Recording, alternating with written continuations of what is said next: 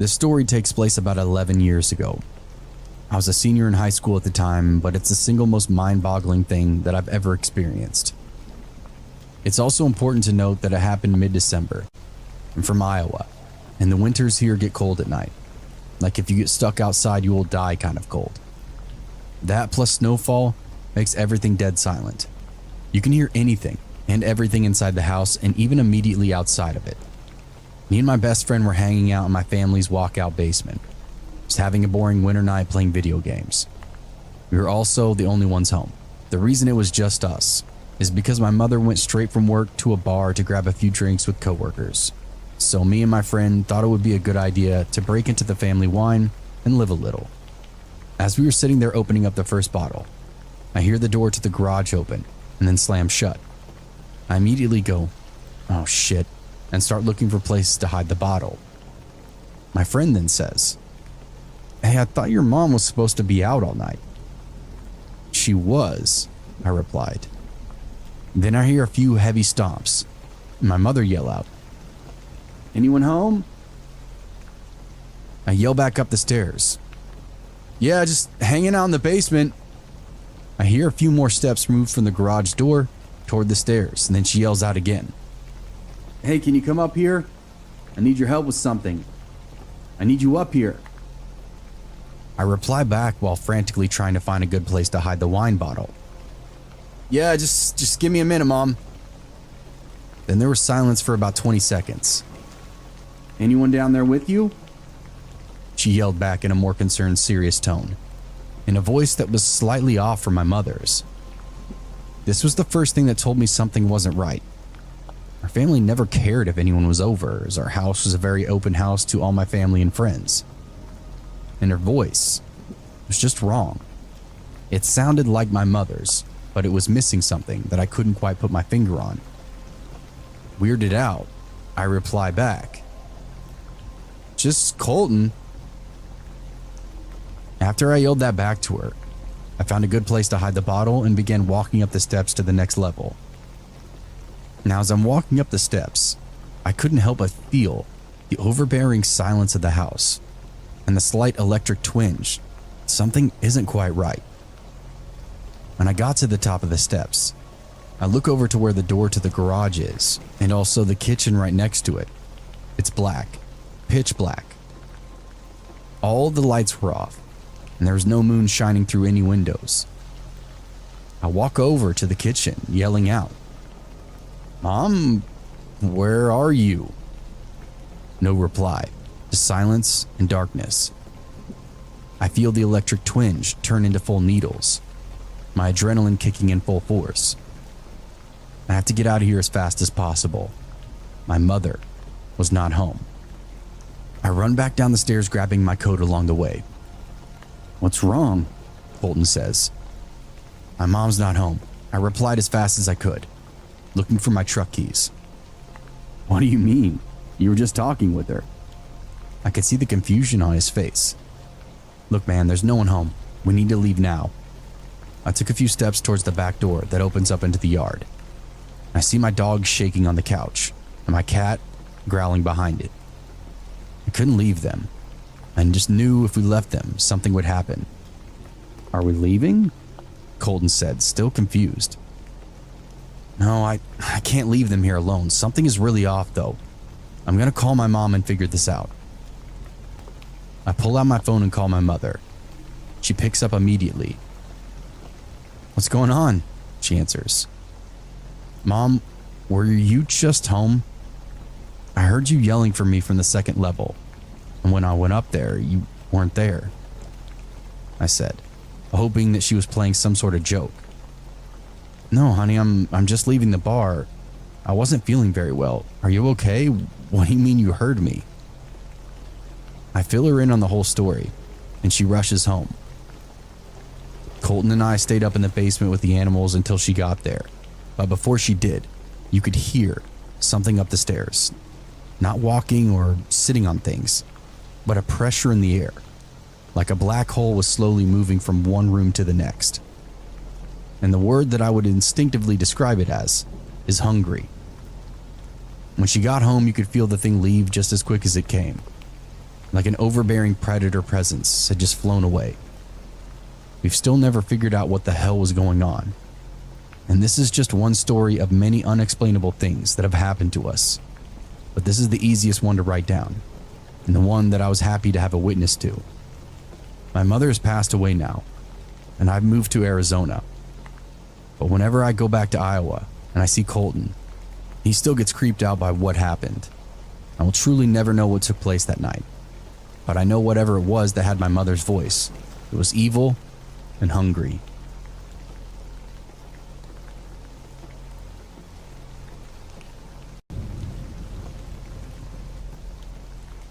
Most of the neighbors on our street are friendly.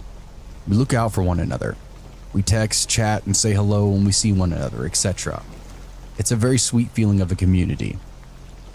In the past, there had only been one household that wasn't interested in being friendly with any of us. An elderly woman, mid-70s. We'll call her Maud. And her son, who's in his mid-50s, and we'll call him Don.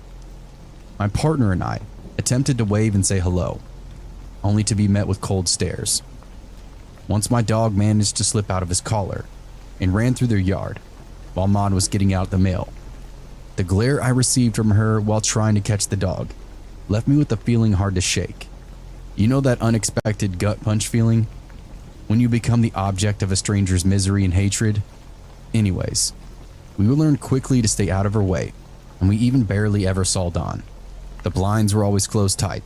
They rarely left the house, and no one ever visited. The last I saw of either of them was at the beginning of August in 2021. Don was getting the mail while wearing blue latex gloves. I thought it was weird, but in early October, one of our other neighbors reached out to ask if we'd seen Maud or Don recently. We had not. And suddenly, we were all too aware that their grass over there was 3 feet tall. The mailbox was so full that it couldn't close anymore, and papers were spilling out onto the street.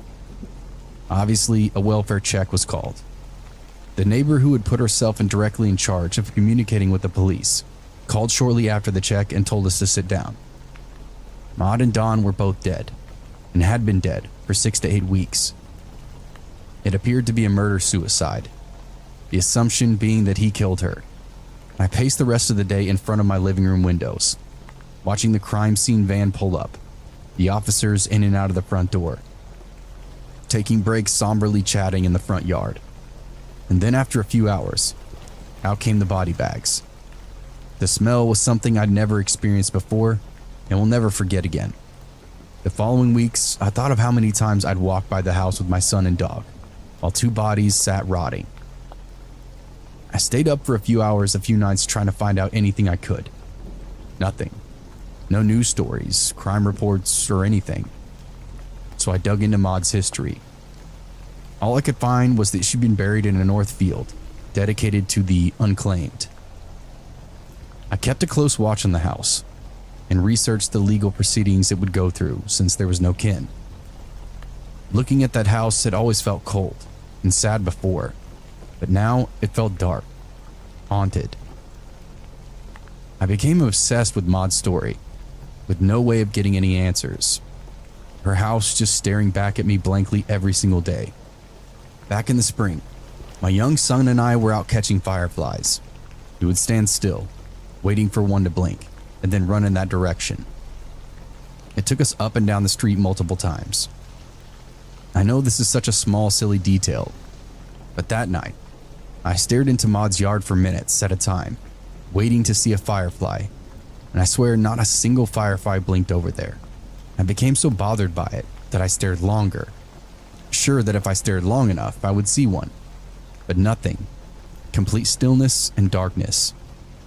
I told my husband that I hoped someone would buy the property and just knock the house down. No one had any business living there now. Today, around a year after they died, the doors were opened and people I hadn't seen before were in and out, carrying bag after bag of what looked like junk. I texted a neighbor and asked for the intel, if he had any. He said the house and all of its belongings had been collectively sold and bought at an auction 2 weeks ago. These were the new owners, probably getting ready to flip the house. I typically don't shove myself into situations, but I just spent way too much time thinking about Maud, wondering who she was, why she was so angry, imagining what strange life her and her son had been living and what their last moments were like. I knew I'd regret it forever if I didn't ask what was inside. So I did, and they invited me in. One step into the front porch, and more puzzle pieces fell into place. It was a hoarder home. There was barely anywhere to put my feet. Stacks on stacks of old fine china, pots and pans, vintage books and records, knickknacks, and countless boxes filled with God knows what, from the floor to the ceiling. The woman who had let me in said, "The mattress where it all happened is still here. You want to see it?" Slightly afraid that she'd think I was completely demented, but far more curious, I said of course I want to see it. She led me into a bedroom, through the piles of leaning stacks of junk.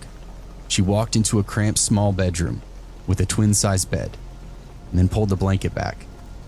If you've seen what decomp stains look like, then you can imagine what I saw. After processing, I asked, "So this is where Maud was found?" "I think they were both in here. I'm trying to piece it all together. I haven't even started in the other corner bedroom, but I'm hoping it'll give me some answers. I'll be here organizing and sorting over the next few days. You're welcome to join me if you'd like." I told her that I would love nothing more. So after all of these months, I'm excited to have a chance to get some answers to everything I've been wondering about. To get a sense of who Maud was. To possibly find a way to honor what seems to have been a very sad life. To maybe get some clues into why her son murdered her. Her son, who I found out shortly after seeing this house, was a deeply troubled sex offender. He was charged by the FBI for CP and soliciting a minor in 2014. I hope to do all of this without any bad energy attaching itself to me. I do keep wondering, why, if this was a murder-suicide, did the police not go into a deeper investigation? Is it because there were no kin to care?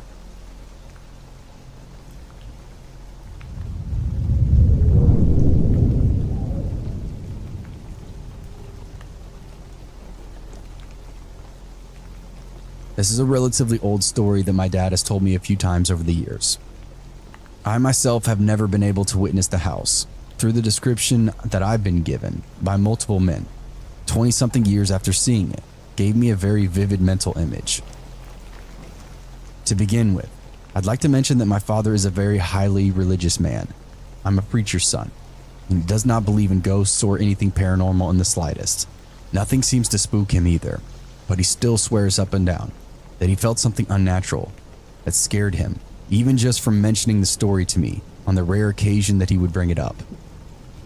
Back in the late 80s, himself and his friends would regularly hike over to the Waterfall Creek bed behind our farm and would follow the trails up until they eventually met the frontage road off the interstate. Well, one night they decided to take a different route, to go around the backside of another farmer's land, mostly just to see the animals because they owned emus and other large pets that weren't common in the local area.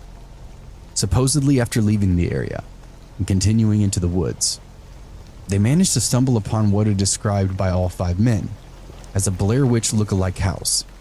It was a very, very old home, and my dad claims that just looking at it gave him this ominous feeling. So of course, they all decided to go inside and check it out. Inside the house was a very vintage cottage-style home that was probably built in the late 40s or early 50s.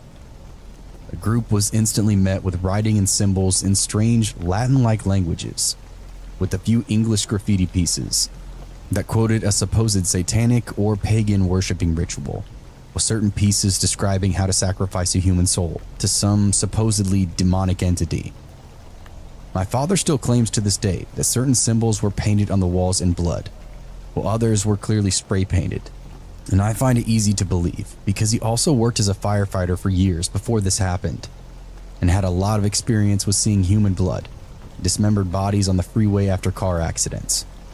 Past the small living or kitchen area was a stairwell that was so small that their shoulders would physically brush the other side of the wall as they went up the stairs. It went straight and just stopped at a small landing, then turned right. So as you started up, you could not see what might be standing at the top. At the top of the stairs, a door led to a large attic-style bedroom, where actual chain and locks hung from one side of the wall, near a circular window at the end of the room, which was also completely covered in those weird symbols, as well as graffiti. And now more obvious and frightening large dried puddles of blood had been seeped into the floors and walls. Allegedly, once they were upstairs investigating the room, they swear that they heard someone moving up the stairwell behind them quickly. But when they looked back, there was nothing or no one there. Everyone essentially told me that it almost sounded like heels clacking on wood. So now completely spooked, they all rushed back down the stairs to see if someone was playing a prank on them and was hiding downstairs.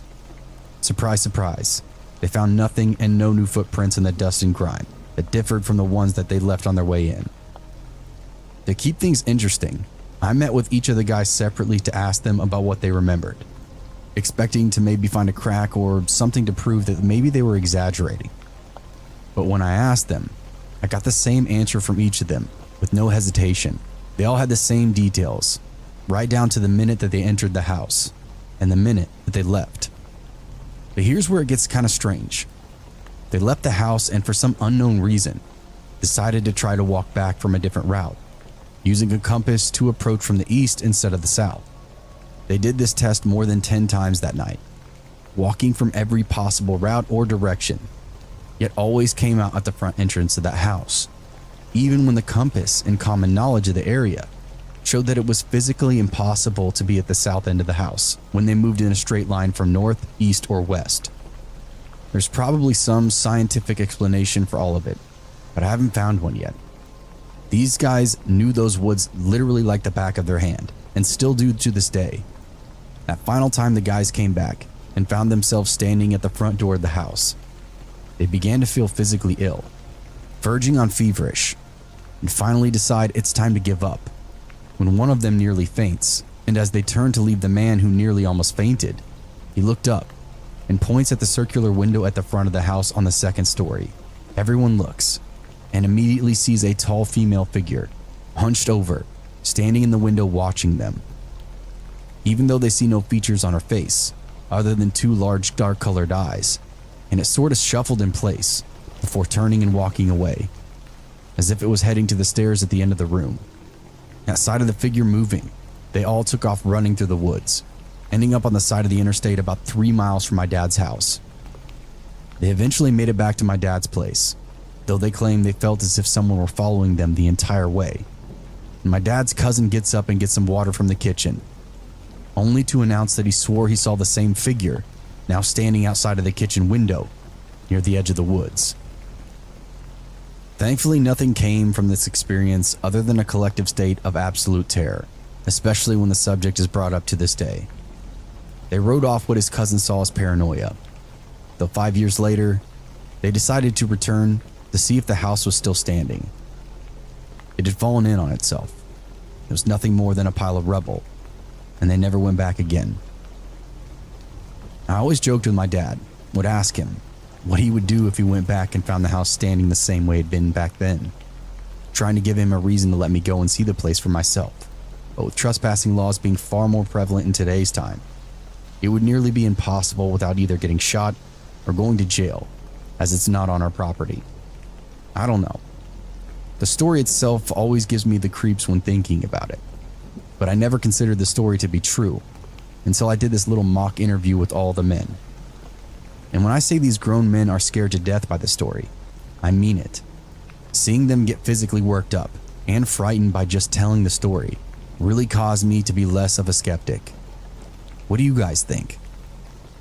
Is it possible that they were just spooked and it caused them to see things?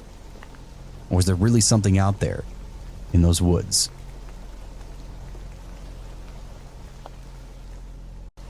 When I was younger, every year for Christmas I would drive upstate to my aunt's house along a stretch of highway. I cannot for the life of me remember the name of this road. All I know is that it runs nearby Akron, New York. However, for most of the drive, it's through rural areas with little to no towns nearby. It was the dead of night, and my groggy self had gotten off a long shift and had to drag my ass to my aunt's house since my extended family was expecting me the following morning. Near halfway through the drive, I realized I was low on gas, which irritated me. My brother told me he had filled up the day before, so either he forgot or was just straight up lying. I saw this archaic looking sign for a gas station off the next road. It wasn't an official road sign, it was just literally a pole with a slab of metal attached to it, the sign saying, "Gas, off next exit," or something along those lines. It seemed a little sketchy, but people do the same thing with fruit stands on highways, so whatever. I pulled off the next exit on this dilapidated ass country road through dense woods. The whole thing was creepy and surreal. I kept expecting Leatherface to come running out of the trees with a chainsaw. Eventually, I made it up to the gas station and quickly realized it definitely hadn't been open for years. It was all rusted, and the convenience store's roof was caving in. The gas pumps had been taken out as well. I pull over next to it and check my gauge. Would probably only make it another half mile before running out, so I called AAA and they said they'd send a truck over. Now I just had to play the waiting game. I left my engine on because when the headlights were off, everything was pitch black and my paranoid self wasn't going to sit next to an abandoned gas station in the middle of forest and in complete darkness. So most of the wait went, well, uneventful. Until I sensed movement around the side of the old store, where my headlights were pointed. I look up and didn't see anything, so I just looked back down on my phone. Then, over the sounds of the night, I hear someone yell to me, "Hey buddy, come here," in this demanding tone. I look up, and no joke, there's a dude standing by the old store, looking toward me, illuminated by my headlights. He looked like a run-of-the-mill homeless guy. I was spooked and figured he must have been squatting there. As I continued to watch him, I rolled down my window and yelled something like, "Yeah, what's up?" Still mentally crapping myself. I had my foot ready to floor it out of there at the first sign of trouble. "You got any change?" "No, sorry, I don't, man." I look up at him, and he has this vacant expression, as if standing there stiff. I see more movement. There are heads. I'd say at least 20 or so heads peeking around the trees beyond the man I'm talking to. I can't see them clearly, but they're definitely people. Literally just heads staring in my direction from around the trees. I see another guy beginning to walk from around the gas station, and then I turned around and just sped off. I got as far away from that place as my tank would carry me, and then updated AAA on my location. Eventually the driver came back over and filled me up, and I didn't say anything else. But after he left, I wanted to call the cops, so I called the nearest town's sheriff department. They told me they sent a trooper over and I gave them the location. When I got to my aunt's house, the trooper called me back and said whoever was out there was now gone, but they could tell a large number of people had been living there for quite a while. There were blankets, canned food, the usual things. That whole situation still freaks me out, but frankly, I can consider myself lucky I'll always have such a creepy story to tell. I'm just glad nothing bad happened to me.